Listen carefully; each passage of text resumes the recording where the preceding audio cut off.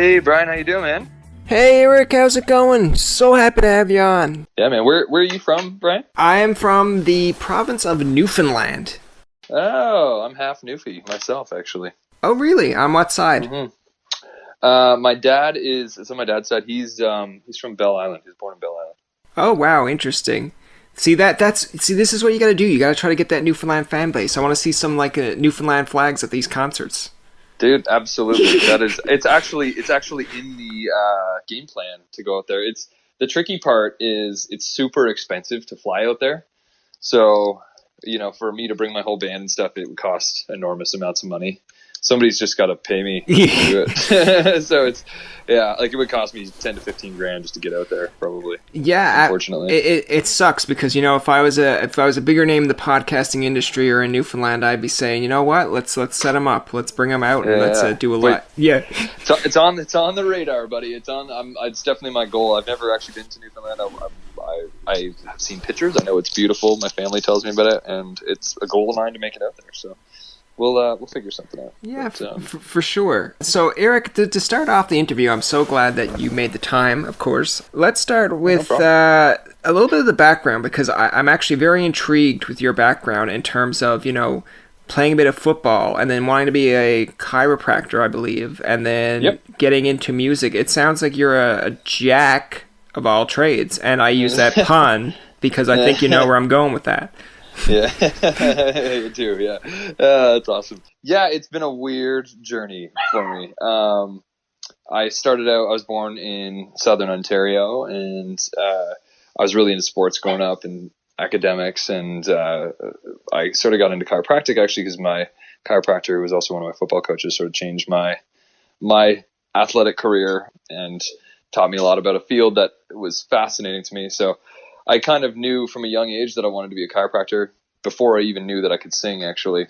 And it wasn't until I was about 17 that I discovered I could sing a little bit, and it was something I loved to do. I started playing in coffee shops. I started playing in pubs, and something that I carried on throughout my university. And last year of college, I played football in college for 4 years at Western, and got into chiropractic school in the last year. I actually decided about a week before chiropractic school that I was going to drop out of chiropractic school and just be a singer. And so a lot of my family and friends are like, "Are you sure about that, man? I think, do you know what you get yourself into?" And so I actually changed my mind back, and I went to school. Ended up loving chiropractic school, but music fell by the wayside for me. I didn't really end up paying much attention to it. School was so busy. I was working 100 hours a week, it seemed. And then it wasn't until halfway through chiropractic school that an opportunity came up, and it was sort of a now or never moment for me, where it's like, if I don't pursue this, or at least give it a shot, I'll always wonder where it's going to take me. And that was the end of 2013. So beginning of 2014, I put a band together. I started writing a couple songs, and things have sort of snowballed since then. So here we are, I guess almost 6 years later. Yeah, just over 6 years later. I'm living in Nashville, Tennessee, doing music full time. You grew up in Sarnia, correct? Correct, yeah. Okay, and then when you went to Western, I know you mentioned it obviously for school, but how did you get your passion for football? Because, come on, it's Canadian. Why isn't you picking up a hockey stick? Yeah, man, I'll be honest with you. Actually, the reason I liked hockey, I liked playing hockey, but my family couldn't afford. That's what a lot of people don't know. I guess if you're not from Canada, but it's super expensive to play hockey, and we had multiple kids in the family playing hockey, and even back then, I mean, if we're going back 20 years, a new set of pads would be $500 or $600 or more. God knows what it is now. A new pair of skates is probably. I know I've heard numbers of like $500 for a pair of skates now. So it's just super expensive to do, and even to do it at a high level. And I was always kind of I guess I've always been a pretty intrinsically motivated person. If I'm going to do something, I want to do it well, and I want to excel at it. And I knew, just based on our family's, I guess, income status, I wouldn't have been able to play hockey at a high level, even if I was good enough. My favorite sport was basketball, and that was cheap to do, and I loved it. So I played that. Got in football actually because my friends were doing it in high school. I was in grade 9, and everyone's like, "Hey, we're playing football." I'm like, I don't know anything about the sport, but everyone's doing it, so I guess I'll do it. Put on some pads and got my ass kicked for a year. And I'm glad I did. I mean, I stood there every day while an older guy just ran me over every day and just kicked my ass. And so it helped build some mental toughness. I think it was that experience of playing football that instilled in me this motivation to, I guess, for self-improvement, and started going to the gym. I started getting into fitness because I wanted to be stronger. I wanted to be faster. I went from bench warmer in grade 9 to captain of the team the next year, and then captain of the team in grade 11 and 12, and then ended up getting recruited to Western to play. That was sort of how that happened. While my friends were hanging out at the beach, I was often going to the gym and training for it. So I don't know. I've always wanted to, I've seemed to have had a sense of like being intrinsically motivated, or always wanting to do well. And I always sort of felt like an underdog. And I still do. And I guess as a mindset, sort of, that's where I operate best, is from that perspective. It gives you that drive, it gives you that passion, and when you're talking about being like kind of self-motivated and you're always the underdog, which I think is really cool, because when I'm doing a little bit of the research, like I said prior, it says here your EP hit #1 on like the country's overall iTunes charts and was streamed over 3 million times in the first 6 weeks. Now that's unheard of. It's really cool. Crazy. It's really cool, and especially when it's like, you're self-made singer-songwriter. So like when you heard that, does that kind of floor you, or do you kind of feel like, I'm not going to say justify, but more or less of, hey, we're doing something, it's working, let's continue? Yeah, it was very unexpected. And since then, that record that I put out, it was a long story like that. It was only 7 songs on that record, and it took 2 years and tons of money put together, because I worked with a really great producer out in LA, but it was self-funded. I didn't have a record label. I did a GoFundMe, raised $15,000 for that. And then I borrowed a lot of money, took out loans. I used student loans. I used credit cards, anything to make it work. And so when it got released, the response was overwhelming. That record has now since been streamed over 30 million times, and I'm very, very proud of it. And I was definitely shocking. It's been an interesting like journey since then. I released that a year and a half ago, and just over a week ago I released my brand new single. It's called Dream Girl, which is doing really, really well as well. Like I'm really excited about it. I know a lot of the streaming services like Apple Music, Spotify seem to be getting behind it and really pushing it, which is like we're really grateful for. And Canadian radio seems to really like it as well. There's been stations have already picked it up immediately. I don't know. We have high hopes for this one. I mean, time will tell how it does, but I'm really excited about it. It was written by superstars Dan and Shay down in Nashville, and I was lucky enough to have the opportunity to record it. So it's pretty cool spot to be in. Yeah, so I'm very grateful that first record did well. I wouldn't, had it not done so well, right, things may look very different than they do right now. So no, and we're definitely going to talk about Dream Girl, because I'm actually one of the people that went and bought it on iTunes. And hey, thank you, buddy. And on my way to work and on my way home, I listened to it. Now I will say that it's picky and choosy for me, because and again, it depends on who the song's about, but sometimes a dream girl to somebody is someone that they'll never get, and then to some people they marry their dream girl. So it has different meanings, but in your case, I'm hoping the dream girl that you're singing about is Kalsey. Well, yeah. So she is definitely. I'm the luckiest man in the world. I was lucky enough to marry. She is my dream girl. I'm lucky enough to have married her. The song. So is she in the room right now? Is that why you're saying not, it? No. She didn't pay me to say that. No. But honey, if you're listening to this podcast, no, she's fantastic. But my caveat is I actually didn't write the song, so technically it's not about me necessarily. So so it's about one of Dan or Shay's dream girls. Oh, that's true. Right? That's true. So, yeah. Yeah, but it's a cool song. Like what's funny about this, like side note, it's kind of serendipitous that I ended up recording this song, because I was working with a really prominent writer in Nashville, and I went in that day and I had this idea of Dream Girl. And it was dream, comma, girl. It was like, now, we used to be, the idea was we used to be together, but now we're just a dream girl. It was like the title. And the writers were like, nah, I don't really like it. Let's write something else. I was like, all right, fine. 6 months later, I got an email with this song, Dream Girl, in my email. And I was like, oh, I had that idea once. Listen to the song. It was the exact idea, pretty much, a concept of what I had kind of come up with 6 months earlier, but done way better than probably what I would have done. It says here in an interview that like people will come up to you now and ask you to even perform your own songs. So like, what kind of songs do they ask you? Like, which songs in general are they asking you to perform? Well, I think where that portion of it comes from was like I cut my teeth in bars for years, playing in like pubs and bars like for 10 years. Just people would come up and ask me to play anything, like play Freebird. I get the one guy every night who says that. And that was me. Sorry about that. Yeah, sorry.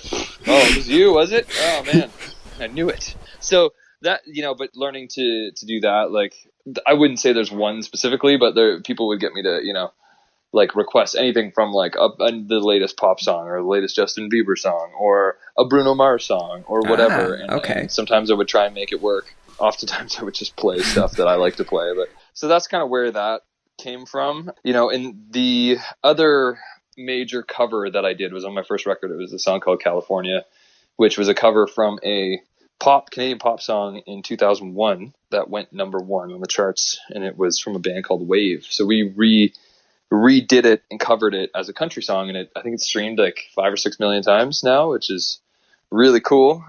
Did well for us. So I'm really proud of that one. I think like our interpretation of it did really well. It's one of our biggest songs in our live show. People really love that tune. So yeah, it worked out.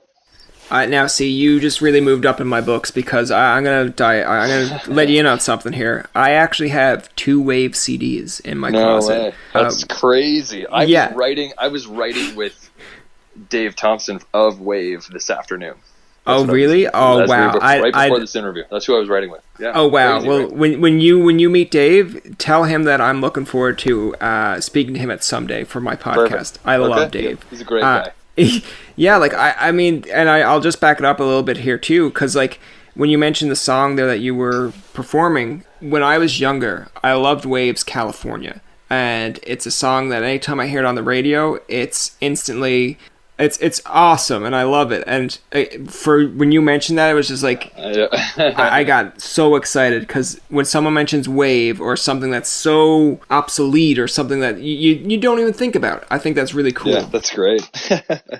The other one I want to talk about too is this song "Making Me Crazy," because you talk about pushing boundaries, that you were kind of worried, I guess, that some country stations weren't comfortable with it. What makes this song so, I guess, a little bit controversial or a little bit drawing those lines? This song at the time, so we released that in 2018. End of 2017. So just over 2 years. Like country's changed drastically in the last 2 years. And at the time, just the production. So when everybody was going to Nashville to produce their songs because everyone wanted to sound like Nashville, I went to LA and Vancouver to produce my songs. And like my producer produces out of both LA and Vancouver. So that's what we did for that song specifically. So the production that he would do, he was a pop producer and a rock producer, and I figure if I'm going to stand out from the crowd, how do I sound different, right? If everyone's going to go over here and do this, well, I'm just going to go do the opposite sort of thing. It can backfire though, especially in the music industry. It can backfire. You can get people who are looking for a certain thing are gonna push back. So that's I was fully aware of that when I did this record, right? But my producer has a long track record of having many hits and selling millions of records, and I think he knows when something's good and when something's not good, and so now it turns out it's funny. Like a couple of years later, all these artists from Nashville are now going to produce out in LA because they want to get something different out of there, right? So ahead of the curve. The curve. Technically speaking, it was at the time. Nobody was going to LA at that time to produce country music. Nobody was doing it, or out in Vancouver, right? And I don't know if you're familiar with this, but Vancouver was like a big hub for rock music back in like the 2000s with like Hinder, Chris Daughtry, Nickelback. Like it was all produced in Vancouver. Okay. So, my producer but that's interesting. Yeah. My producer was that's where my producer was from. Like that's where he grew up, and those are the things he worked with. He created Hinder, the band. I don't know if you remember Lips of an Angel. Oh yeah, I do. I mean we could lip sync it, but I'm not going to make you lip sync. Yeah. And that was his first big song. He wrote that song, he created the band. And that song was the biggest song in the world that year. So he was the guy who produced my first record. Okay. So there's some people that will love him. There's some people that will hate him for that reason. Yeah. Yeah, I'm sure. He knows, man, the guy knows how to make hit songs. So Brian Howes, he's fantastic. But anyways, back to the production of that song specifically.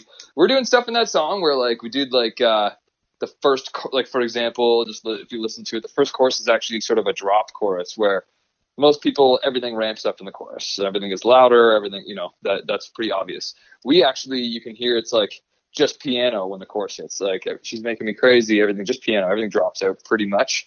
And all you hear is this big low end sub with that. Nobody was doing that in country music in 2017. And then we were throwing on 3 and 4 part harmonies on the chorus, which was interesting at the time. So, and another thing that is different about my music is the way that I sing stuff sometimes. So we don't do it in Dream Girl, but Making Me Crazy we do it, and Gasoline we do it, which is the other new single. And I use a lot of falsetto, which is just singing really high in my voice, which traditionally a lot of country music is sung lower, in the lower registers of males' voices. Dan and Shay are different because Shay Mooney sings super high. I think he's a soprano. So, and Rascal Flatts is like that too, right? That's why they were different, because they sing. They're great singers and they sing super high. Makes them different. And in the music industry, and in any industry, really, you have to figure out what is it that makes you different. And that can take a long time to figure out. But once you find that, that's the key to creating something that people want to be a part of. And I think it's, and again, like to kind of praise you for that. I think it's really interesting that like you're aware of this and that you're like, knowing what you're capable of and going and proving it to people, right? Because like I said, when I think of country music and exactly like you said, like Rascal Flatts sticks out for reasons. Sky McGreary is the classic deep voice, right? And we have one, especially, being Canadians, the one that comes to mind now of being a little bit of a different voice is Tennille Townes. So it's really cool, and it's awesome that even with the song Dream Girl you mentioned, like when I hear that, I'm like, this is good. This guy is going places, and if this is the start, I want to see where it finishes. But thanks, man. Hopefully not anytime exactly soon. No, exactly. So just to kind of close it off, if you're cool with it, I want to talk a little bit about how you met Kalsey, how it all came to be, because I know you guys were married not too long ago. Yeah, we just got married right around Congratulations. Christmas. Thank you so much. Yes, I am it's official now. I'm the luckiest guy in the world. So yeah, she's fantastic. I met her several years ago now, just through the CCMA Discovery Program, which was essentially like an artist development program through the Canadian Country Music Association. And I won that award, that CCMA, in 2016. Okay. And the tradition was the previous year winner has to hand it to the following year's winner. And so I was handing off the award, and Kalsey was the one who won it in the following year. So that's essentially how we met, was through that program. And but it wasn't until almost like a year and a half later that we actually started dating. But I knew right away that I wanted to. When we started dating, I was like, yep, like I gotta go pick out a ring, because I knew she's the love of my life. So we wouldn't date very long. We dated for a few months, and then I proposed, and then we got married a few months later. Yeah. I knew what I wanted, So it's interesting because I know there's going to be people that will take this out of context, but it's just more or less like when you mentioned about handing off the award, it's almost like it's a trophy wife in a sense. I never thought about that. No, but don't tell her that. Don't tell her that. No. That's funny. No, I definitely don't look at her like that. But, no, but for sure. Of course, but that's funny. Yeah, it's like yeah. How did you meet your wife? Well, actually, I was handing over this trophy, and she's my trophy wife. And they're like, "Excuse me?" It's like, no, not like that. I didn't mean it like that. We'll just It's a funny way to put it. Yeah, you're good with puns, man. That's gonna do it for this episode of Tobin Tonight. Our thanks to Eric Ethridge for coming on the show. Remember, you can find past, present, and future episodes on TobinTonight.com, Spotify, and iTunes. Follow us on Twitter, like us on Facebook, and leave a comment or two. For Tobin and myself, this is Jacob saying, if you haven't checked out Eric's cover of California by Wave, do so. It's fantastic. Thanks for listening, and good night.